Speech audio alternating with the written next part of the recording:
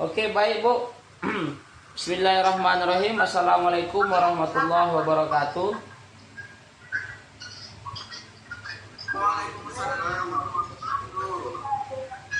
Alhamdulillah wa syukurillah salatu Nabi Muhammad Rasulullah sallallahu alaihi wasallam. Allahumma shalli ala sayyidina Muhammad. Perkenalkan Bapak Ibu, nama saya Salman Faris Siringo-Ringo, suku Batak sama seperti Pak Soleh Rambe, asal dari kampung Opung Kakek di Sidimpuan. Saya lahir di Tapanuli, sekarang tinggal di Kabupaten Orkan Hilir, mengajar di SD negeri. Istri masih alhamdulillah satu, anak sudah dua.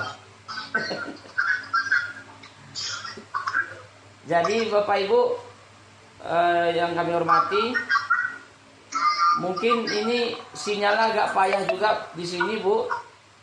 Kalau macet-macet nanti mohon dimaklumi Bu.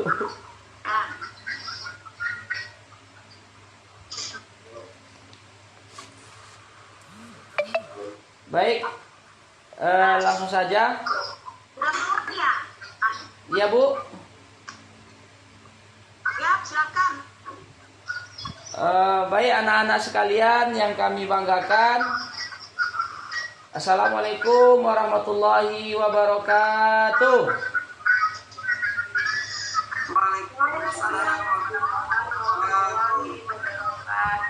Pada kesempatan kali ini kita pembelajaran via meeting Zoom ataupun menggunakan teknologi. Jadi anak-anak kami yang berada di rumah, saya harap dapat mengikuti pembelajaran ini dengan baik. Sebelumnya Ketua kelas Pak Rapani, kawan-kawannya ada yang oke, kenapa itu nggak hadir temannya? Kalau gadis katanya sakit Pak, di mana nggak ada kabar Pak. Tadi saya lewat di rumahnya tadi, tutup pintu rumahnya. Oke baik. Jadi semoga kita semua dalam keadaan sehat walafiat. Kita doakan teman-teman kita yang tidak hadir agar sehat dan dapat kembali melaksanakan pembelajaran bersama kita bersama-sama kembali.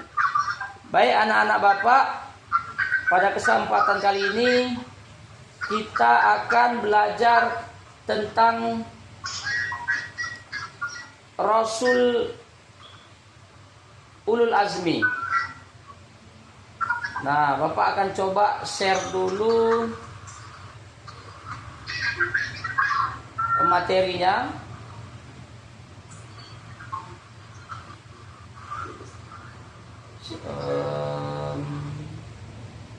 Sebentar.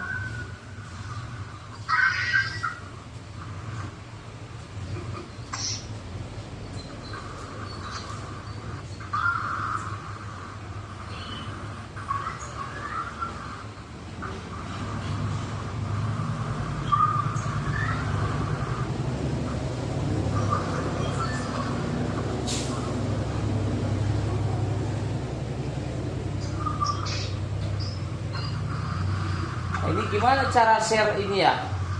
Share materinya Pak.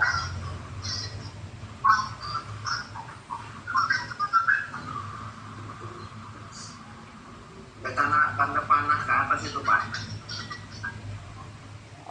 Oke dapat dah.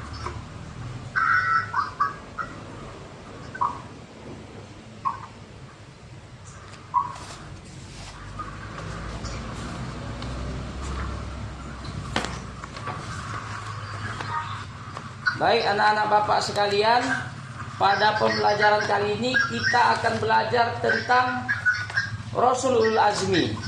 Nah, dari sekian banyak Allah turunkan Rasul di muka bumi ini, maka Allah perintahkan kepada kita umat muslim untuk mengetahui 25 Rasul. Nah, di dalam 25 gelar Rasul Ulul Azmi. Nah, Anak-anak Bapak tahu tidak kira-kira apa yang dimaksud dengan ulul azmi? Ayo, siapa yang tahu?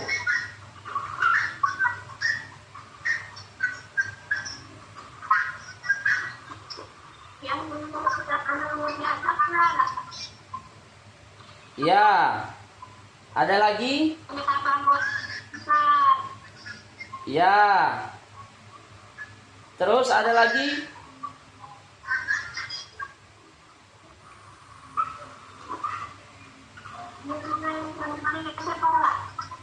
Oke, nah.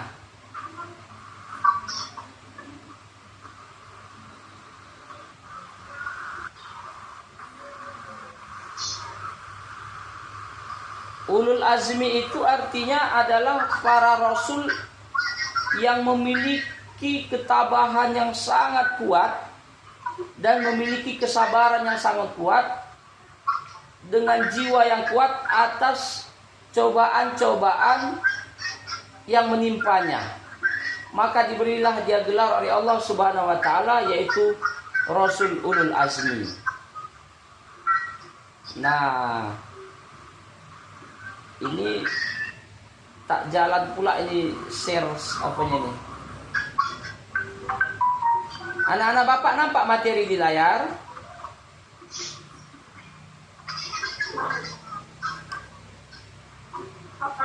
Ya, nah 5 Rasulul Azmi yang Allah sebutkan, yaitu yang pertama adalah Nabi Nuh alaihissalam, kemudian yang kedua Nabi Ibrahim alaihissalam, kemudian Nabi Musa alaihissalam, kemudian Nabi Isa alaihissalam, dan yang terakhir Nabi Muhammad sallallahu alaihi wasallam. Nah, untuk Rasul yang pertama yang bergelar Ulul Azmi, yaitu Nabi Nuh. Nah, mengapa Allah kasih ia titel sebagai Ulul Azmi? Karena ketabahannya. Nabi Nuh punya rasa kesabaran yang sangat tinggi. Walaupun ia diusir oleh kaumnya, tidak banyak pengikutnya. Pengikutnya tak sampai 200 ketika ia berdakwah. Tapi ia tetap teguh untuk menyebarkan agama tauhid yang diperintahkan oleh Allah Subhanahu wa taala kepadanya. Maka atas keteguhannya itu dan banyaknya cobaan, tapi ia tetap dapat melaksanakan perintah Allah, maka Allah kasih ia suatu titel, yakni Rasul Ulul Azmi. Nah, yang kedua, Rasul juga yang dianggap sebagai Ulul Azmi yaitu Nabi Ibrahim alaihissalam. Kira-kira anak Bapak tahu enggak apa ketabahan yang paling kuat yang dirasakan oleh Nabi Ibrahim? Apa kesabaran yang diperlihatkan oleh Nabi Ibrahim? Kira-kira apa anak-anak Bapak? Ketika seperti apa ya bagaimana? Saat Nabi Ibrahim diperintahkan untuk menyembelih anaknya, Pak. Benar, bagus anak Bapak. 100 untuk anak Bapak yang cantik satu ini. Apalagi kira-kira, ayo. Apalagi keistimewaannya? Itu dia yang kedua. Ia dibakar oleh Raja Namrud, tapi ia tetap tabah. Dilemparkan itu Nabi kita ke dalam api yang sangat membara, membakar. Tapi Allah punya kehendak lain. Tak sehelai rambutnya pun terbakar. Disitulah Allah tunjukkan mukjizatnya kepada orang-orang yang ada di sekitarnya, yaitu Allah perintahkan kepada api, ya naru kunu bardan wa salaman ala Ibrahim. Maka api itu yang tadinya panas, Allah tarik sifat panasnya. Jadilah engkau dingin, maka api tak membakarnya. Wah, kemudian Nabi Ibrahim banyak lagi yang cobaan-cobaan diberikan kepadanya, yaitu melawan Raja Namrud. Wah, Nabi Ibrahim menghancurkan berhala-berhala, banyak sangat cobaan yang diberikan kepada Nabi Ibrahim. Sehingga karena ia sanggup, karena ia lolos dari cobaan tersebut, dan ia tetap tabah, maka Allah berikan kepadanya titel, yaitu ulul azmi. Nah, yang ketiga setelah Nabi Ibrahim, Nabi apa anak-anak Bapak?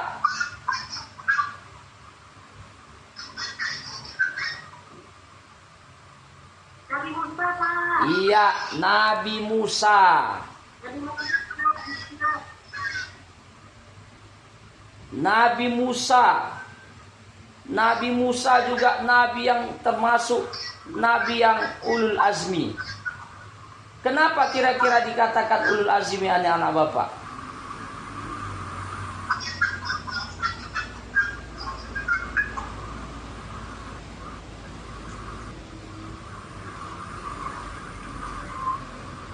Ayo anak-anak Bapak, kenapa Nabi Musa dikatakan termasuk nabi ulul azmi?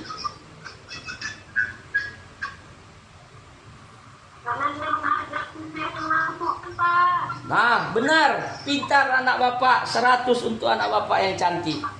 Nabi Musa juga menghadapi cobaan yang sangat berat. Masih kecil sudah dimasukkan api ke dalam mulutnya oleh raja yang sangat kejam pada masa itu, yaitu Raja Fir'aun yang menganggap dirinya sebagai Tuhan. Wah, Nabi Musa masih kecil sudah dimasukkan bara api ke mulutnya, sehingga Nabi Musa agak payah berbicara. Kemudian kira-kira apa lagi kelebihan yang Allah kasih kepada Nabi Musa? Ayo, anak-anak Bapak, siapa yang kira-kira tahu ini?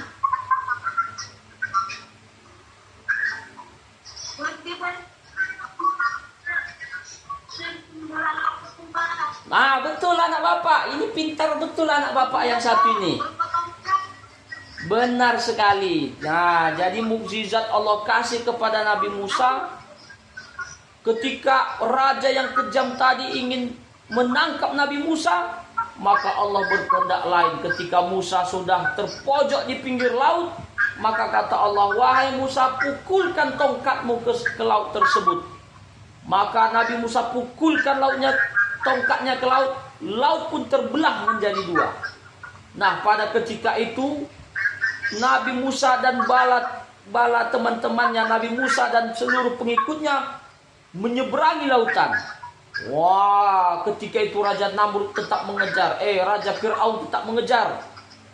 Maka setelah sampai ke seberang, Allah Subhanahu wa taala perintahkan kembali Nabi Musa untuk memukul lagi air laut tersebut. Tertutuplah air laut tersebut, maka tenggelamlah Raja Fir'aun laknatullah itu di dalam sungai, di dalam laut.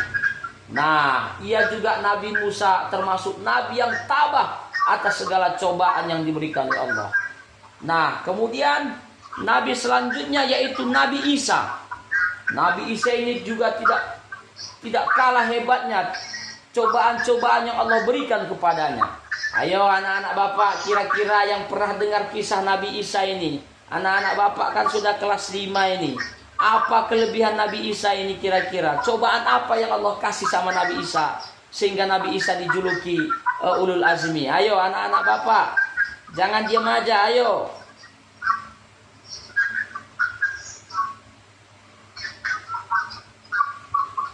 Ini Asnawi ini kenapa diam aja, tak ada suaranya ini? Saryawan.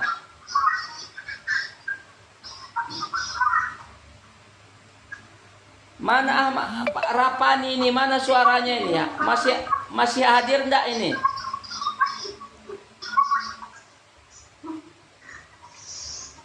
Ya, jadi anak-anak Bapak, mungkin sinyal agak payah di sana, sama sini juga payah sinyalnya, karena agak-agak mendung. Jadi Nabi Isa ini lahir tanpa seorang ayah. Bayangkan anak-anak Bapak, ibunya yang seorang wanita tak pernah nikah, tak pernah punya suami, tiba-tiba melahirkan seorang anak. Apa kata masyarakat? Dihina mulai dari bayi ini Nabi Isa alaihissalam. Maka ketika Nabi masih bayi orang menghinanya, Nabi Isa berkata, aku adalah utusan Allah Subhanahu wa taala, barulah orang terheran-heran. Wah, mukjizat Nabi Isa lagi sangat banyak, bisa menghidupkan orang yang sudah mati, bisa mengobati penyakit tumor ganas, bisa menggandakan makanan. Tetapi sahabat-sahabat Nabi Isa ada yang berkhianat kepada Nabi Isa, sehingga ia ingin melaporkan kepada raja masa itu untuk Nabi Isa ditangkap. Tapi qadarullah, Allah berkata lain.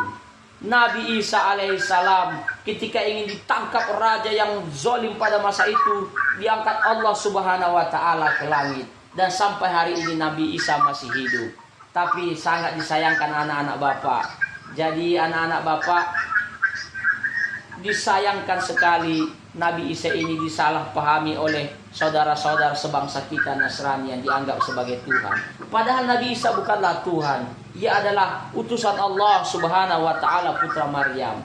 Nah, oleh karena itu anak-anak Bapak, jangan pernah mengatakan Nabi Isa itu adalah Tuhan. Nabi Isa adalah Nabi alaihi salam, yang nanti di akhir zaman dia akan turun kembali ke bumi ini. Untuk apa? Untuk mematahkan salib-salib, membunuh babi-babi yang dipelihara, dan membunuh Dajjal, Al-Masihud Dajjal. Nah, itulah kehebatan kisah Nabi Isa. Selanjutnya Nabi Ulul Azmi yang terakhir, yaitu Nabiuna Muhammad Rasulullah SAW. Anak-anak Bapak, ini Nabi yang sangat istimewa. Kalau nabi-nabi lain itu titelnya alaihi salam. Kalau Nabi Muhammad titelnya lain, Muhammad Rasulullah sallallahu alaihi wasallam. Ayo anak-anak Bapak, ini nabi yang sangat istimewa. Kira-kira apa kelebihan, apa cobaan yang dialami ketika Nabi Muhammad masih hidup? Ayo, coba anak-anak Bapak.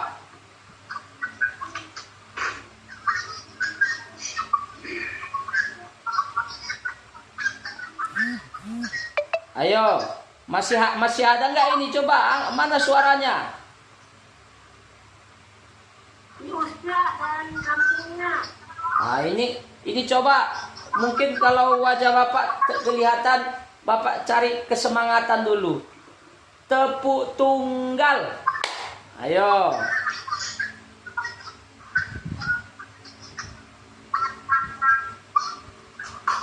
Wah. Jadi ini sebagian sembunyi nih. Jadi anak-anak Bapak mana yang aktif menjawab pertanyaan-pertanyaan Bapak, nanti Bapak kasih nilai bagus nanti. Wah, bisa menambah, mendongkrak nilai-nilai nanti ini. Ini Bapak masukkan nilai harian ini. Jadi harus anak Bapak aktif menjawab pertanyaan-pertanyaan. Ayo, kira-kira apa kelebihan Nabi Muhammad SAW ini? Ayo. Ketabahannya Pak, waktu ditinggalkan ayah bundanya Pak. Iya benar. Nah, ini Asnawi ini hebat. Kalau Bapak kasih 100 dan 2 jempol. Ayo yang lain apa lagi? Ketabahannya ditinggal oleh ayah bundanya pada masih usia belia. Kalau ayahnya tak nampak. Gimana? Nggak dengar Bapak? Ulangi nak.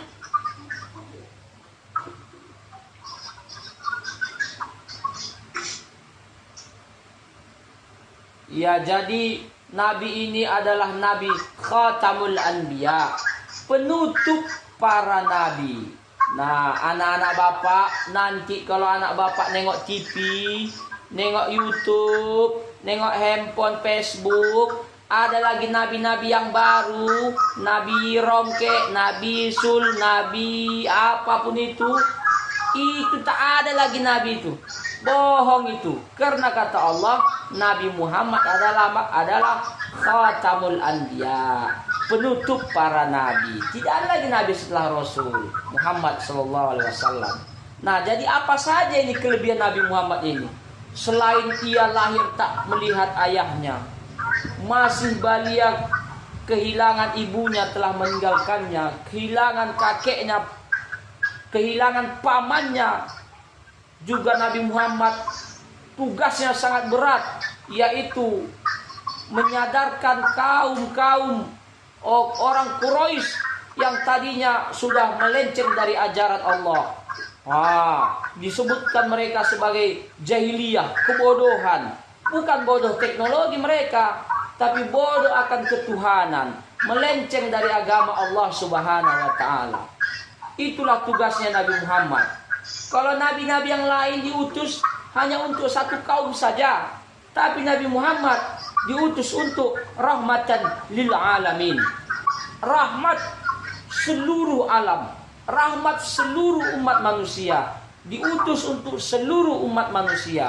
Dan Nabi Muhammad adalah Nabi yang diberi mukjizat yang sangat hebat, yakni diturunkannya kepadanya Al-Quranul Karim. Nah, anak-anak Bapak yang Bapak sayangi, itulah Rasul-Rasul ulul azmi yang wajib kita ketahui, yang diberitakan oleh Allah Subhanahu wa taala kepada kita, yaitu 5 Rasul ulul azmi. Ayo coba ulangi, sebutkan anak Bapak. Yang pertama tadi Nabi siapa namanya? Ayo, siapa yang tahu angkat tangan, langsung sebutkan. Nabi Nuh. Oke. Yang kedua?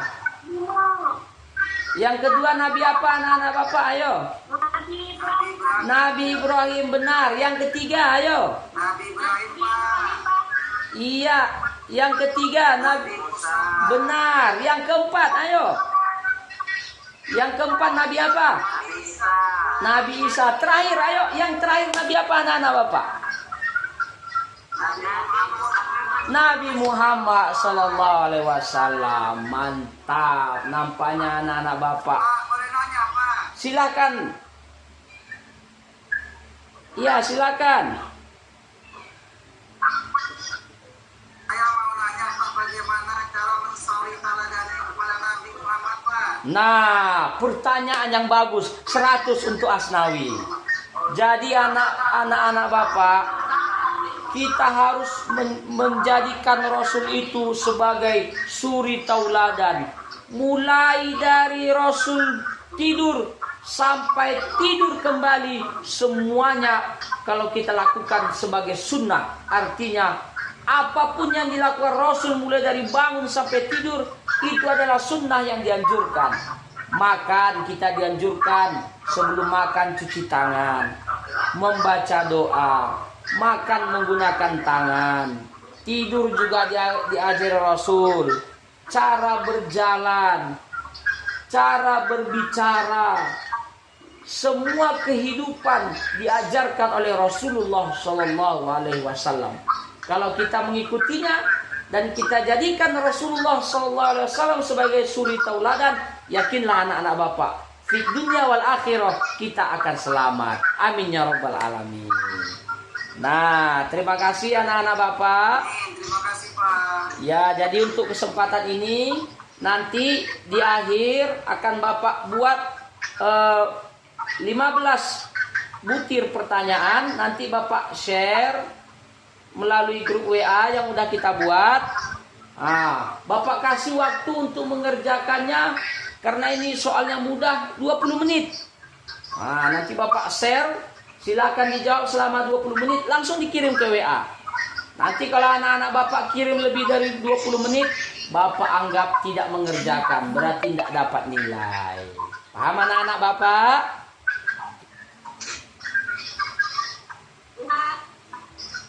Ya, jadi terima kasih. Demikian pembelajaran kita pada malam hari ini.